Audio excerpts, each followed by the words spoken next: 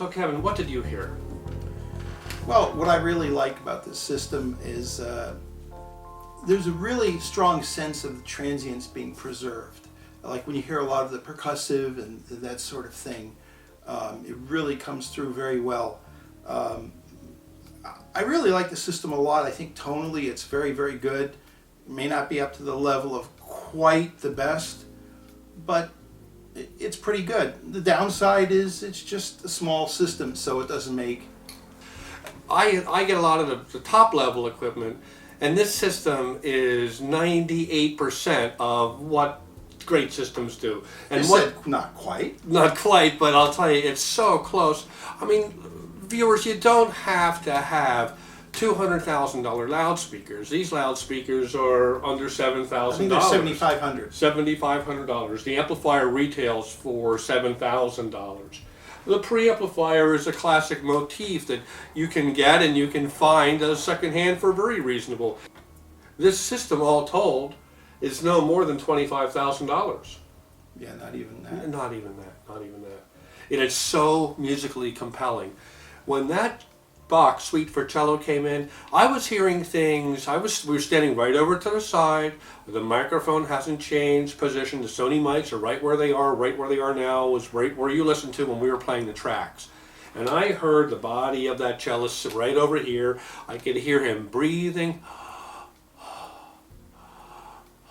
plain as day. And what I did hear, or what I should say, what I didn't hear, is I didn't hear any grain, I didn't hear any harshness, I didn't hear any solid state artifact. And in fact, this amplifier with this system, I wouldn't want to put tubes in here. Forget it. Why would I want tubes when this sounds as good as this does?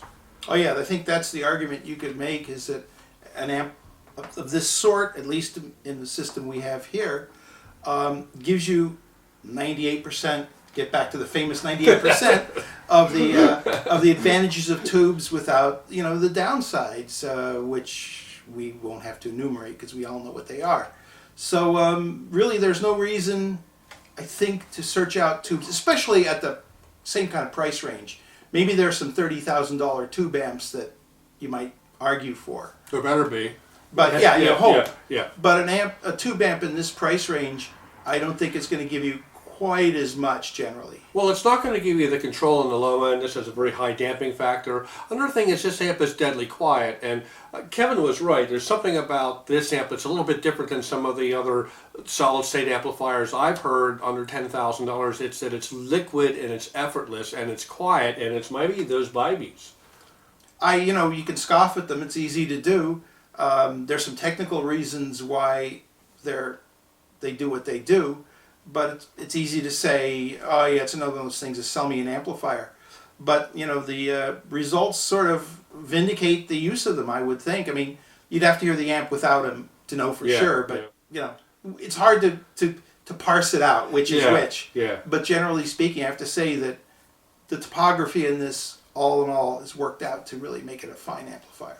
Well, I have to take my hat off to Jeff Wells into bringing this amp to market, because not only is it, now I have heard it, and it's spectacular. It gives you that three-dimensionality that you look for in tubes. It's quiet. It's in fact one of the quietest solid-state amplifiers I've heard. And as soon as I heard Kevin's system, as soon as he played it for us today when we came up here for our visit, it was like, whoa, look at all that dimensionality in the room. I did not expect that. It's the best I've ever heard your system. Yeah, it's best I've heard these speakers. Yeah. And I liked them before, but this amp does something. I don't think it's just a magic combination. I think it's just the speakers are good enough and the amplifier's good enough.